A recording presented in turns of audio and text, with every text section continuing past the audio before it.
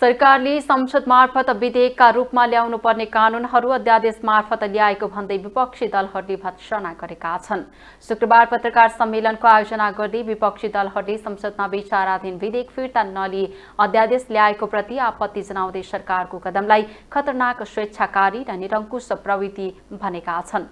उनीहरूले सरकारले भ्रष्टाचार विरोधी अभियानलाई अवरुद्ध गर्दै भ्रष्टाचारीहरूलाई जोगाएको आरोप लगाएका छन्। सरकारले नेपाल विद्युत प्राधिकरणमा चरम राजनीतिक हस्तक्षेप बढाउँदै भूमिहीन तथा सुकुम्बासी जनतालाई जग्गा उपलब्ध गराउने बहानामा भूमाफिया तथा भ्रष्टाचारीलाई संरक्षण गर्ने नियतले अध्यादेश जारी गरेको विपक्षी दलहरूको ठहर छ।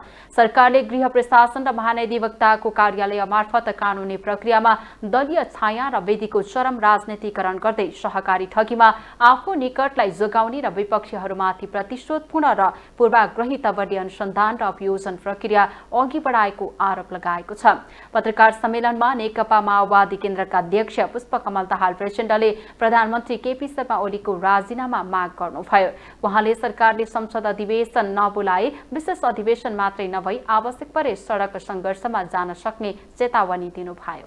तुरन्त अझ प्रधानमन्त्री आफैले 2087 मा मात्रै हुन्छ भनिसकेपछि र अन्य सुशासन इत्यादिका बारे भनिएका कुरा पनि ठिक उल्टो गतिविधि गरिसकेपछि नैतिक रूपले सरकारमा बसिराख्ने आधार गुमाएको छ भन्नु हामी अब सरकार खोजेको भन्ने अर्थ लाग्दैन।